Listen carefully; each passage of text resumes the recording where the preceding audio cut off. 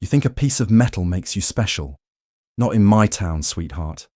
That was the last thing Officer Harlan Voss ever said with a smirk, his finger twitching dangerously close to the trigger of his Glock 17. He looked at the woman in the driver's seat and saw a suspect. He saw a target. What he didn't see was the federal warrant in her pocket or the surveillance team listening to every word he said. He thought he was the ultimate authority on that lonely stretch of Highway 9. He didn't know that the hunter would become the prey, and his badge would be traded for a pair of stainless steel bracelets. This is the true story of how arrogance met the FBI and the brutal karma that followed. The humidity in Louisiana hung heavy like a wet wool blanket that couldn't be shaken off. The heat, rising off the asphalt of State Route 44, distorted the air into shimmering waves. Her name was Special Agent Zara Finley. She had spent years in the Bureau, mostly in the white-collar crime division before transferring to civil rights. She had taken down money launderers in Chicago and dismantled trafficking rings in Miami. But nothing made her heart rate spike quite like seeing flashing blue and red lights in the rearview mirror when you are a black woman driving alone through a sundown town reputation county like Oakley Parish. Finley wasn't there by accident. The Bureau had been building a file on the Oakley Parish Sheriff's Department for months. They had reports of civil asset forfeiture abuse, racial profiling, and excessive force. But building a file was one thing. Getting the smoking gun was another. Today, she was driving a battered Honda Accord, wearing jeans and a nondescript t-shirt. To the untrained eye, she looked like a local struggling to get by. That was the point. She checked her speedometer. She was doing under the limit. Her hands were at 10 and 2. She pulled over onto the gravel shoulder, the crunch of stones loud under the tires. Finley took a deep breath, killed the engine, and rolled down the window. She placed her hands clearly on the steering wheel, fingers spread. She didn't reach for her phone. She didn't reach for her purse. She waited. In the side mirror, she saw him. Officer Harlan Voss. The FBI knew him well on paper. Excessive force complaints, all dismissed by internal affairs. He was the golden boy of the department, the nephew of a local judge, and he walked with the swagger of a man who believed consequences were things that happened to other people.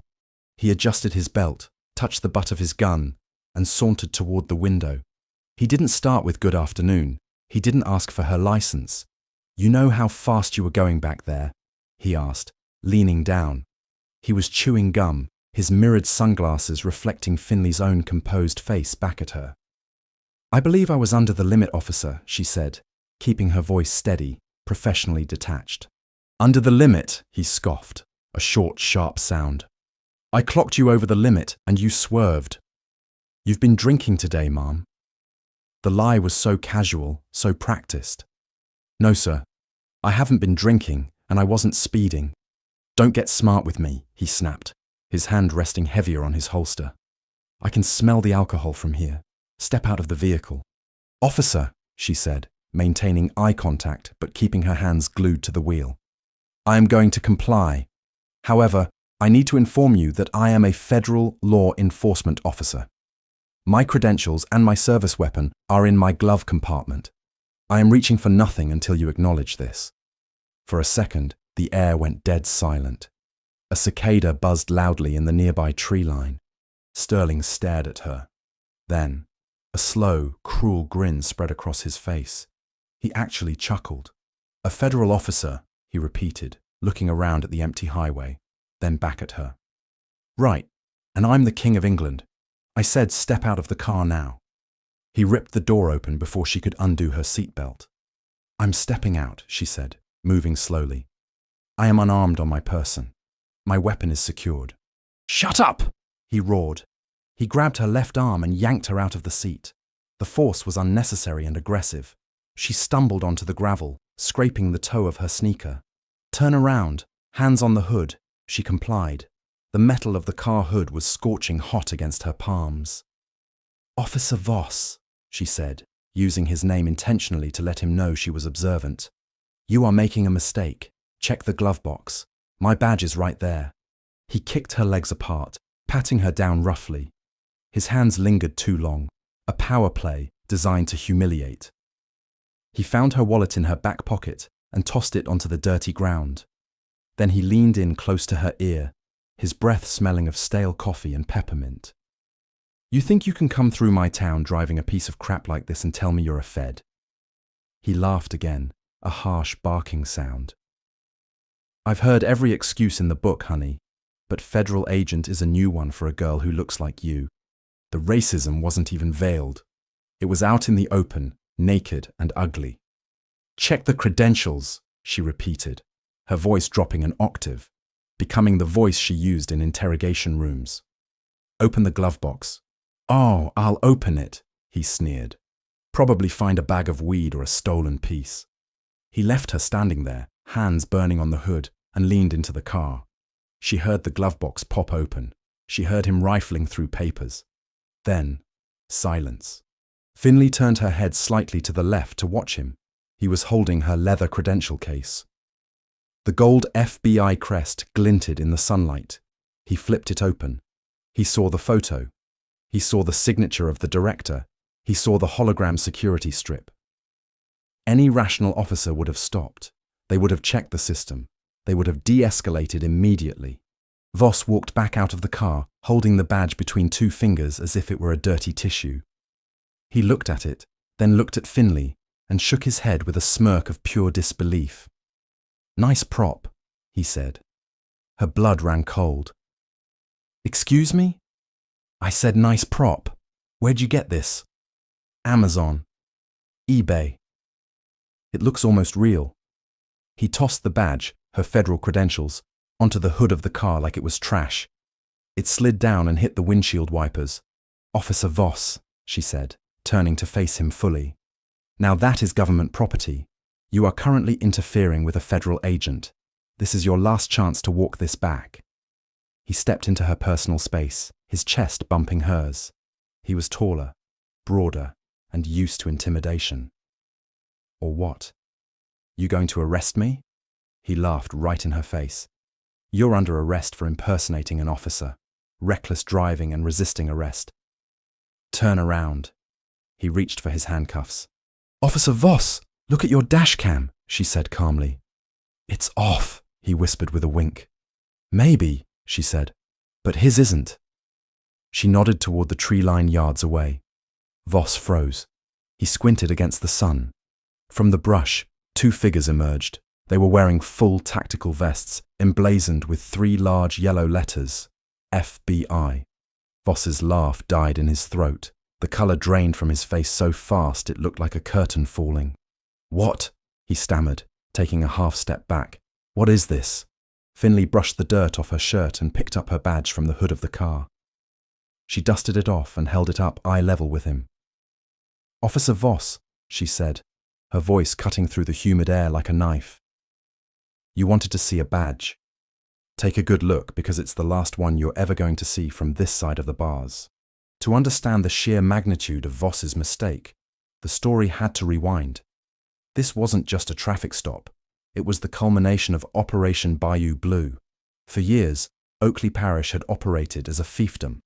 The sheriff, an old-school hardliner named Wade Harlan, a man whose name was whispered with fear in counties, ran the department like his own private militia. The FBI had received a credible tip from a whistleblower, a former dispatcher named Naomi Lynn. Naomi had sent them hard drives full of body cam footage that was supposed to have been lost or corrupted. The footage showed officers planting drugs. It showed them confiscating cash from out-of-state drivers and never logging it into evidence. And the star of many of those videos was Officer Harlan Voss. But federal law is tricky. The Bureau needed to catch them in the act of a civil rights violation to make a federal case stick immediately, bypassing the local DA who was in Harlan's pocket. They needed them to target someone they couldn't intimidate, couldn't frame, and couldn't bury. Enter Agent Finley. She had spent time in a motel in the neighboring town, establishing a pattern of life. She drove through Oakley Parish at the same time every day. She made sure her car looked lived in. She created a persona, a nurse traveling for locum tenens work, vulnerable enough to be a target, respectable enough to make their aggression seem even more egregious. When Voss's lights came on that afternoon, she wasn't just Zara Finley. She was the bait, and he had swallowed the hook, the line, and the sinker. Back on the roadside, the reality of the situation was crashing down on Voss. The two agents emerging from the tree line were Special Agent Barrett Knox and Special Agent Rafael Soto. They didn't walk. They moved with the precise, terrifying speed of a tactical team. They had their rifles at the low ready. "Federal agents!" Knox shouted, his voice booming. "Drop the weapon! Hands in the air!" Voss looked at Finley, his eyes wide with a mixture of confusion and panic. His hand was still resting on his cuffs. He looked at his patrol car, perhaps thinking about the radio. "Don't do it," she said softly. "Don't make this a shooting, Voss. Just put your hands up." He slowly raised his hands. The arrogance that had coated him like cheap cologne had evaporated. He looked like a child caught stealing from the cookie jar, if the cookie jar was a federal felony. "Get on your knees," Soto commanded. Voss sank to the gravel right where he had thrown her wallet. Knox moved in, kicking Voss's legs apart and cuffing him. The sound of the ratchets clicking, zip, zip, was the sweetest sound Finley had heard all year. "Officer Harlan Voss," Knox recited. "You are under arrest for deprivation of rights under color of law, 18 U.S. Code, Section 242, and assault on a federal officer." Finley walked over to him.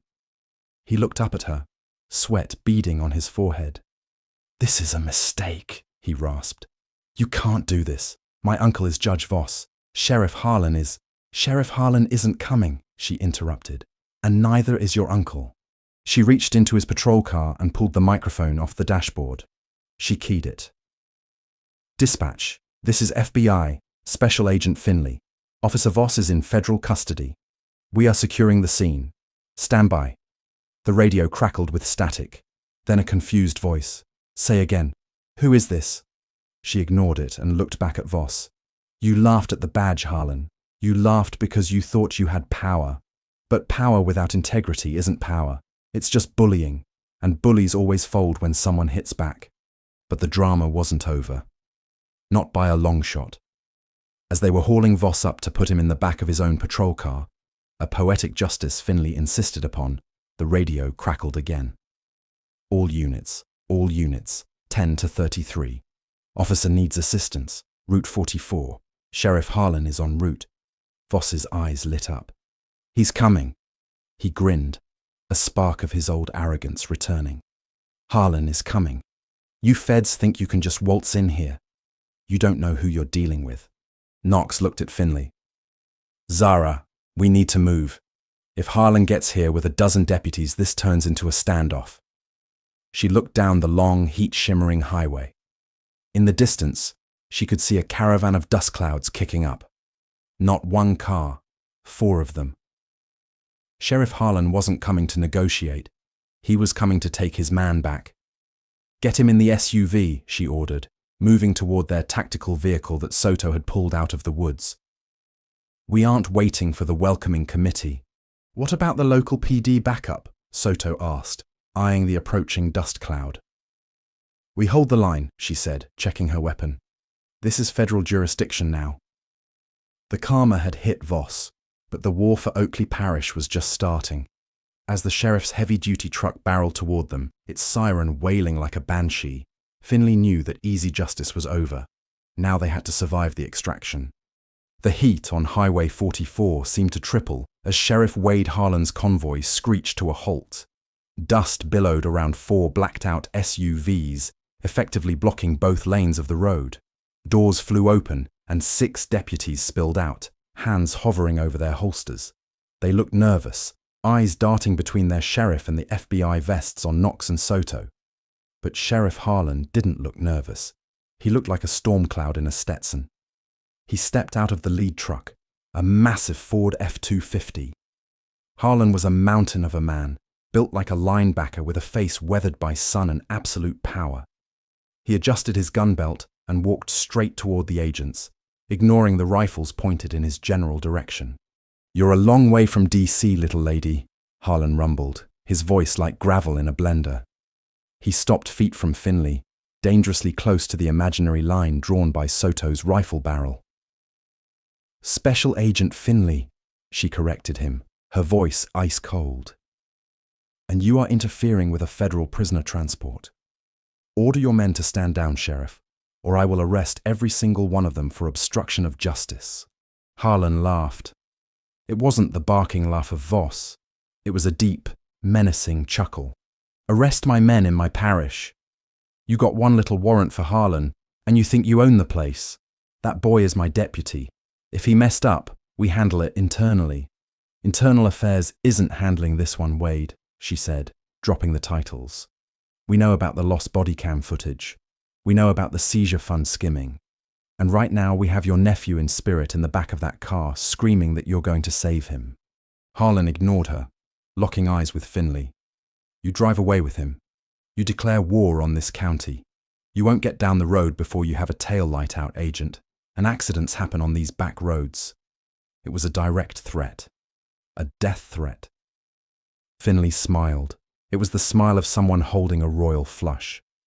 "Sheriff," she said, tapping her earpiece, "do you hear that?" He frowned. "Hear what?" "That low thrumming sound." Harlan looked up. Above the tree line, the distinctive whop-whop of rotors cut through the humid air. A Louisiana State Police helicopter, flanked by a darker, unmarked federal chopper, crested the trees and hovered over the highway. The downdraft whipped Harlan's hat from his head, sending it tumbling into the ditch. "We aren't alone, Sheriff," she shouted over the noise. "This operation is being live-streamed to the DOJ field office in New Orleans. Every word you just said, the threat, the obstruction, is already recorded. Now move your damn trucks, or you're joining Voss in cuffs." Harlan stood there, hair whipping in the wind, face turning a shade of purple. He looked at the choppers, looked at his nervous deputies, who were now backing away, and finally looked at the agent with pure hatred. He spat on the ground near her boot. "This ain't over," he hissed. "It is for you," she replied. He signaled his men. Reluctantly, the deputies got back into their vehicles. The wall of SUVs parted slowly like a rusted gate. They didn't wait. Knox gunned the engine of the transport, and they tore through the gap, leaving Sheriff Harlan standing bareheaded in the dust, watching his empire begin to crack. The FBI field office in New Orleans is a fortress of glass and steel, a stark contrast to the humidity of the bayou. The interrogation room, the box, was cold, sterile, and soundproof. Harlan Voss sat at the metal table, cuffed to the chair. They let him stew. They let the silence get loud. When Finley finally walked in, holding a thick file folder, he didn't look as cocky as he had on the highway, but the defiance was still there. "I want my lawyer," he spat, "and I want my phone call.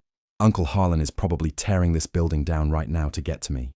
She sat down opposite him and placed the file on the table. She didn't open it yet. "Your lawyer is in the lobby," she said calmly. "He's a public defender, a nice kid named Gary, just out of law school." Voss blinked. "Public defender. I have a retainer with the best firm in the state. The union pays for it." "The union?" she said, leaning forward. "Dropped you. They don't cover defense costs for willful acts of civil rights violations caught on 4K video. You're toxic, Harlan. Radioactive." "You're lying," he sneered. "Harlan isn't coming," she repeated. "In fact, Sheriff Harlan just issued a press release. Would you like to hear it?" She pulled a piece of paper from the file and began to read. "The Oakley Parish Sheriff's Department has zero tolerance for racism or abuse of power. The actions of former Deputy Voss are his own and do not reflect the values of this department. We are cooperating fully with the FBI to root out this bad apple." She looked up. Voss's face was pale, his mouth slightly open. "Bad apple," she whispered. "That's you, Harlan. He cut you loose. He's serving you up to save himself." Number Voss shook his head. "He can't. I know where the bodies are buried. I know about the stash house on Miller's Road. I know about the payoffs from the trucking companies." He clamped his mouth shut, realizing he had just said too much. Finley smiled. "Miller's Road. Interesting. We didn't have that one. Voss slumped in his chair. The reality of the hard karma was setting in. The system he had used to crush others, the system of silence, protection, and brotherhood, had turned its back on him instantly. Here's the situation, she said, opening the file. She spread out photos, not of him, but of his victims. A college student beaten up for resisting, an elderly woman whose car was seized, a tourist terrified on the side of the road. You're looking at years, Harlan. Federal time, no parole. You'll be in a facility where half the inmates are there because of badges like yours. You won't survive. He started to tremble. Tears welled up in his eyes.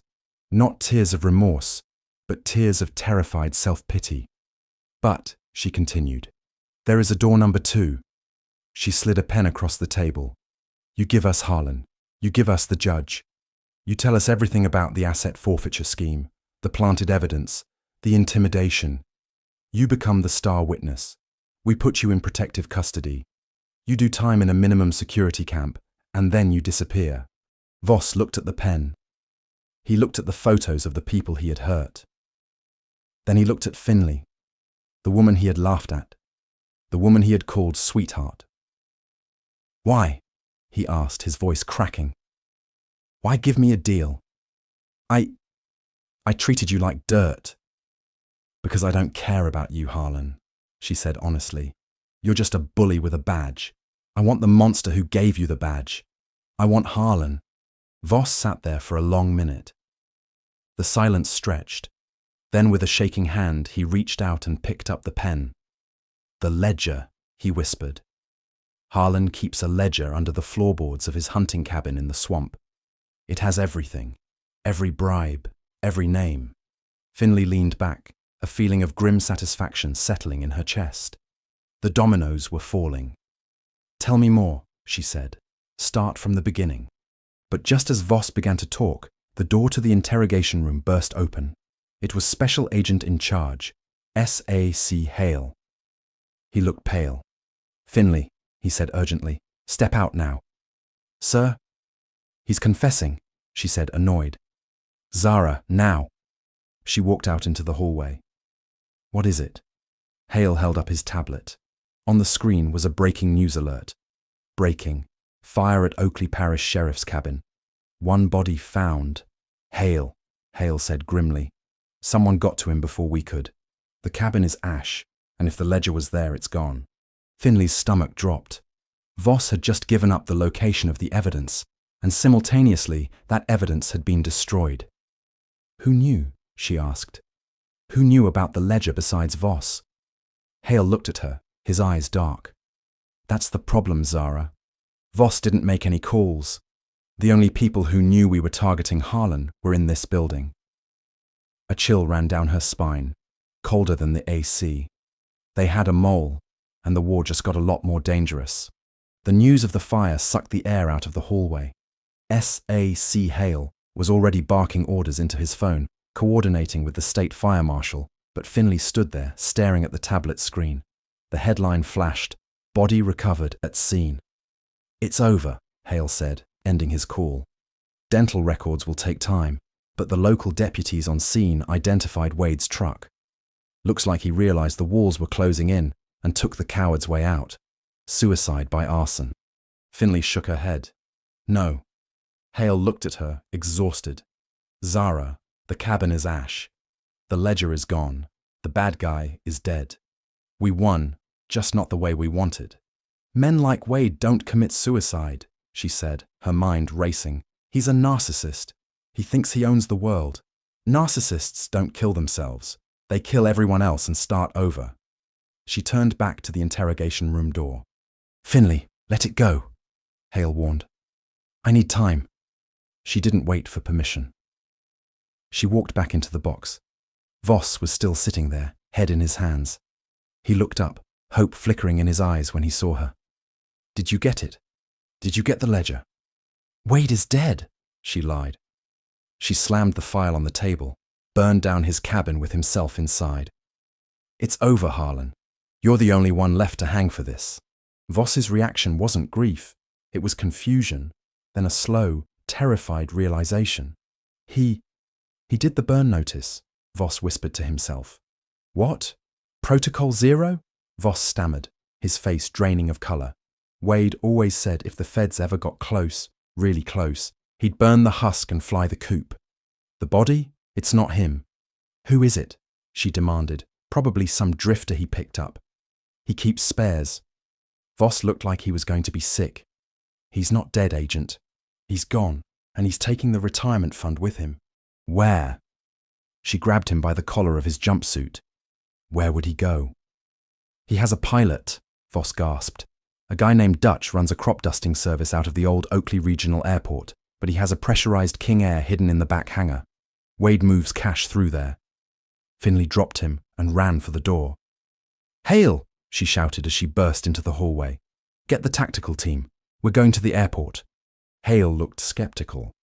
Zara, the coroner is already... The coroner is examining a John Doe, she yelled, grabbing her vest.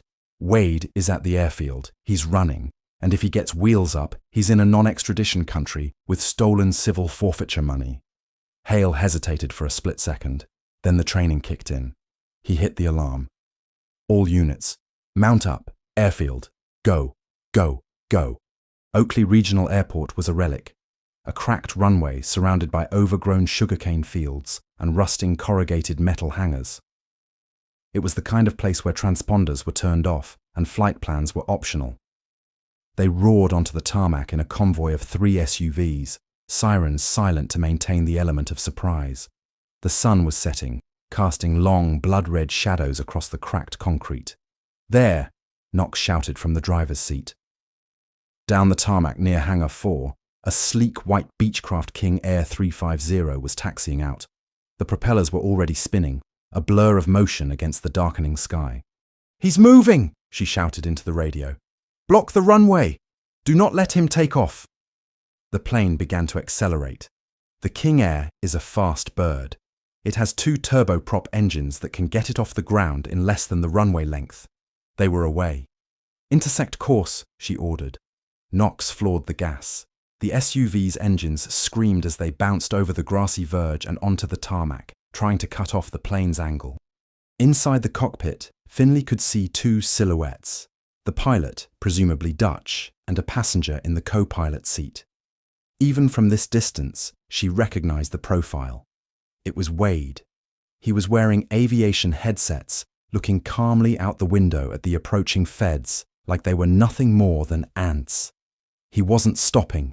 "He's going to try to lift off over us," Soto yelled from the back seat. The plane's nose gear lifted off the ground. Main gear just leaving the asphalt. He was going to clear the fence and disappear into the international airspace over the Gulf of Mexico. "We can't catch him." Knox slammed the steering wheel. Finley looked out the window. They were parallel to the plane now, but he was faster. She saw the cargo door of the plane, and then she remembered something about this specific airfield. The fuel truck, she pointed, parked near the end of the runway, right in Wade's flight path, was an old yellow aviation fuel tanker. "Knox, pit maneuver the fuel truck," she screamed. "Push it into the center line. Are you insane? It'll blow us all up. Do it." Knox swerved the SUV, slamming into the abandoned fuel truck. The heavy steel tanker groaned and rolled, its tires screeching as it slid into the middle of the runway. Wade saw it. The plane was halfway into the air. He had to make a choice, hit the truck and die in a fireball or abort.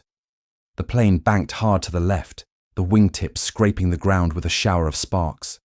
The engines roared in reverse thrust as the pilot slammed the bird back down onto the tarmac.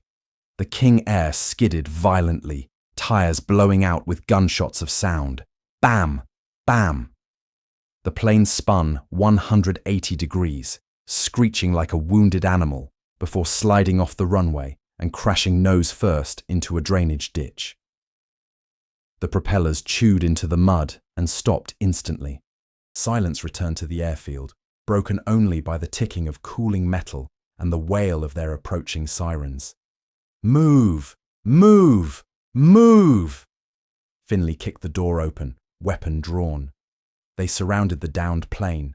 The door popped open, and Dutch, the pilot, fell out, hands already up, coughing from the smoke. "Don't shoot. I was just paid to fly," he screamed. Where is he? Finley advanced on the plane. Sheriff Wade Harlan stumbled out of the hatch. He was battered, his forehead bleeding from hitting the instrument panel. He was clutching a silver briefcase to his chest like a life preserver. He looked up, dazed, into the barrels of 6 FBI rifles. Finley walked through the line of agents, holstering her weapon, but keeping her hand on her taser. She stopped feet from him. The man who had terrorized a county, the man who thought he was a king, was now just a bleeding criminal in a muddy ditch. "Sheriff," she said, her voice steady, "you have the right to remain silent, but I really hope you don't." Harlan looked at her. The arrogance was finally gone, replaced by the hollow look of a man who knows the game is over. He dropped the silver briefcase into the mud. It popped open, revealing stacks of $100 bills and a black hard drive. The ledger. "You ruined everything," he rasped, wiping blood from his eye.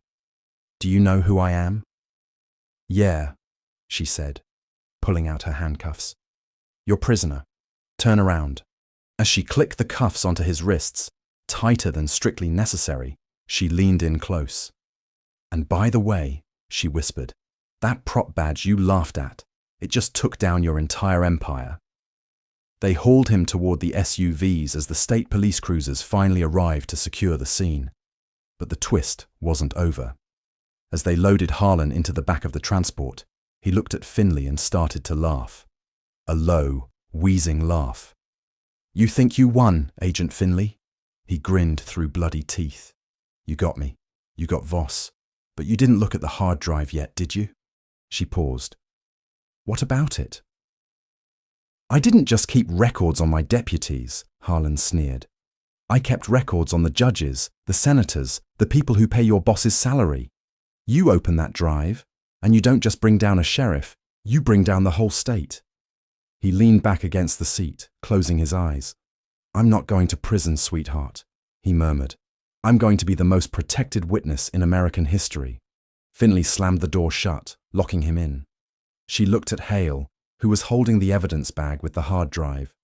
Hale looked pale. "He might be right," Hale said. "If this drive has what he says it has, this goes way above our pay grade." She looked at the sunset, the adrenaline fading into a deep fatigue. "Then we better make copies," she said, "before it gets lost again." The months following the raid on the airfield were not the victory lap anyone expected. They were a slow, suffocating siege. While Wade Harlan sat in federal detention, the machinery of the state began to turn, not to crush him, but to protect him. You have to understand how deep the rot went. Harlan wasn't just a sheriff. He was a vault. That hard drive they recovered from the mud was a Pandora's box. And there were powerful men in Baton Rouge and D.C. who were terrified of what would happen if the lid was truly opened. The pressure on the team was immense and immediate. Finley's desk phone would ring at odd hours, dead silence on the other end. Cars would park across the street from her apartment, engines idling before driving away. It was classic intimidation, the kind Harlan had used on the poor residents of Oakley Parish. Now it was directed at the FBI. "They're going to bury it," Special Agent Knox said one evening. They were in a secure conference room, the blinds drawn. The mood was grim. "They can't," Finley insisted, pacing the floor. "We have the drive. We have the chain of custody. We have Voss's confession." "Voss is a liability," Soto interjected, tossing a file onto the table. "The defense is painting him as a disgruntled, mentally unstable employee who framed his heroic boss. And as for the drive, the U.S. attorney is talking about national security interests to keep the contents sealed." Finley's blood boiled. National security? It's a list of bribes for private prisons and zoning permits. There's no national security involved. It's just rich men trying to stay out of jail. S.A.C. Hale walked in, looking like he had aged in weeks. He closed the door softly. "It's worse," Hale said, his voice low. "I just got off the phone with the DOJ. They've offered Harlan a plea deal." She stopped pacing. "What kind of deal?" "The gentleman's exit," Hale spat the words out with disgust.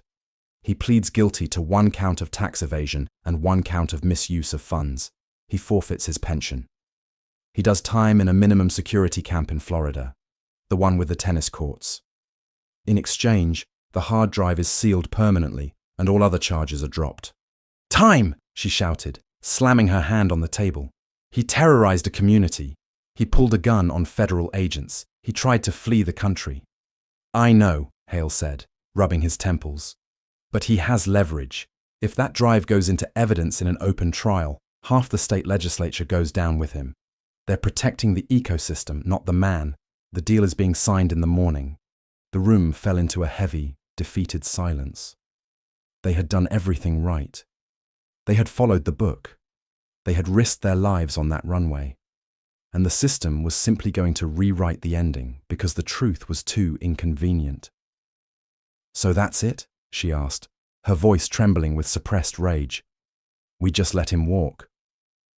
Hale looked at her, his eyes hard and unreadable. "Official instructions are to stand down, Agent Finley. We prepare for the sentencing hearing. We play our part." He lingered on the words, "official instructions." Then he picked up his coffee cup, looked meaningfully at the evidence locker, and turned to leave. "I'm going to get some air. The security camera in this room is on the fritz. Maintenance won't be here, B." He walked out. Knox and Soto looked at Finley.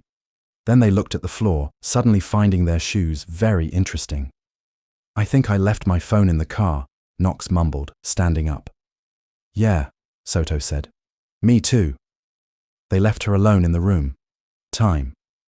That was all the time Finley had to decide if she was a bureaucrat or an agent of justice. She looked at the drive. She thought about the fear in the eyes of the people in Oakley Parish. She thought about Voss's arrogance on the roadside. She reached into her pocket and pulled out a thumb drive. The federal courthouse in Baton Rouge was a circus. The next morning, news vans clogged the streets, and protesters stood on the steps, holding signs that read, "Justice for Oakley." They didn't know yet that the fix was in. Inside, the atmosphere was sterile and cold. Wade Harlan sat at the defense table, wearing a crisp navy suit instead of a jumpsuit. He looked fresh, rested. He was chatting amicably with his high-priced defense attorney, a shark named Declan Kincaid. When Finley walked in, Harlan saw her. He didn't look away. He smiled, a smug, knowing smile that made her skin crawl. He leaned over to Kincaid, whispered something, and they both chuckled. He knew. He knew he had beaten the charges. He knew he was going to tennis camp and then retiring to a beach somewhere with his hidden millions. She took a seat in the back row behind the prosecution table. Mr. Aiden, the lead prosecutor, refused to make eye contact with her. He was just a soldier following orders, but his shame was palpable. All rise. The bailiff boomed. Judge Corbin entered the room. He was an older man, stern-faced, eager to get this over with. "We are here for the matter of United States versus Wade Harlan," Judge Corbin intoned. "I understand there is a plea agreement." "Yes, Your Honor," Kincaid said, standing up and buttoning his jacket. "We have reached a mutually beneficial arrangement. Mr. Harlan accepts responsibility for financial mismanagement. In exchange, the government agrees to drop the remaining counts." "Mr. Aiden," the judge asked. Aiden stood up slowly. "The people concur, Your Honor." "Very well," the judge said, opening the file. "I have reviewed the terms. They seem adequate." Adequate. The word hung in the air like a foul smell. Harlan turned around and looked at Finley again. He mouthed the words. "Nice try." She checked her watch. "Before I accept this plea," the judge said, clicking his pen, "does the defendant have anything to say?" Harlan stood up. "Only that I am sorry for the clerical errors that led to this misunderstanding, Your Honor. I have served my parish faithfully. It was a lie so bold it was almost impressive." And then a sound cut through the room. It was a phone vibrating on a wooden bench. Then another ping. Ding. Suddenly the pocket of the reporter from the Associated Press lit up. Then the New Orleans Times-Picayune. Then the Washington Post. The judge frowned, looking up from his papers. Order. Silence your devices or be removed. But the noise didn't stop. It grew. A murmur started in the gallery, rising like a tide. "Oh my God," a woman in the third row whispered loud enough to be heard. "It's all here." "What is going on?" Judge Corbin demanded, banging his gavel. The AP reporter stood up, his face pale, holding his phone aloft. "Your Honor, the Harlan Ledger. It's been leaked. It's trending on Twitter. It's on the front page of Reddit, the full database." Harlan froze, the color drained from his face instantly, leaving him looking like a wax statue. Atticus Kincaid whipped out his own phone, scrolling frantically. This is impossible. This was sealed evidence. "It says here," the reporter continued, his voice shaking, "that there are emails linking the sheriff to kickbacks from the construction of the new levee and wire transfers to a darker account named Corbin Trust." The room went deathly silent. Every head turned toward the bench. Judge Corbin turned a shade of grey nobody knew existed. He looked at the reporter, then at Harlan, then at the prosecutor. That is preposterous," the judge stammered, but his hand was shaking. "Recess. We will take a recess." "No recess," someone shouted from the back. Mr. Aiden, the prosecutor, saw his career flashing before his eyes. He realized that if he went through with this plea deal now, with the evidence public, he would be complicit in the cover-up of the century. He had to pivot now. He slammed his hand on the table. "Your Honor, the prosecution withdraws the plea offer." "What?" Kincaid shrieked. "You can't do that. We have a deal." "The deal was predicated on the defendant's full disclosure," Aiden shouted back, finding his spine. "Clearly, there is a mountain of evidence the public is now aware of. We cannot in good conscience proceed with a plea. We are moving to trial on all counts." "This is a travesty," Kincaid yelled. "I demand a mistrial. I demand—" "Sit down," Judge Corbin roared. He knew he was compromised. He knew he had to distance himself from Harlan immediately if he wanted to save his own skin. "The plea is rejected. Mr. Harlan, you are remanded to custody pending a full trial. Bail is revoked due to flight risk." Harlan looked like he had been shot. "No!" he screamed, losing his composure completely. He scrambled over the defense table, grabbing Kincaid by the lapels. "You said you fixed it. You said the judge was bought." The entire courtroom gasped. Harlan, in his panic, had just confessed to bribery on the record. "Get him off me!" Kincaid yelled, pushing his client away. Marshals swarmed the area. Harlan was tackled to the ground, his expensive suit tearing at the shoulder. He was thrashing, screaming obscenities, pointing fingers at everyone. "I have names!" Harlan screamed as they dragged him up. "I have names. If I go down, you all go down." He locked eyes with Finley one last time as they hauled him toward the side door. There was no arrogance left, only pure, unadulterated fear. He realized finally that the money couldn't save him.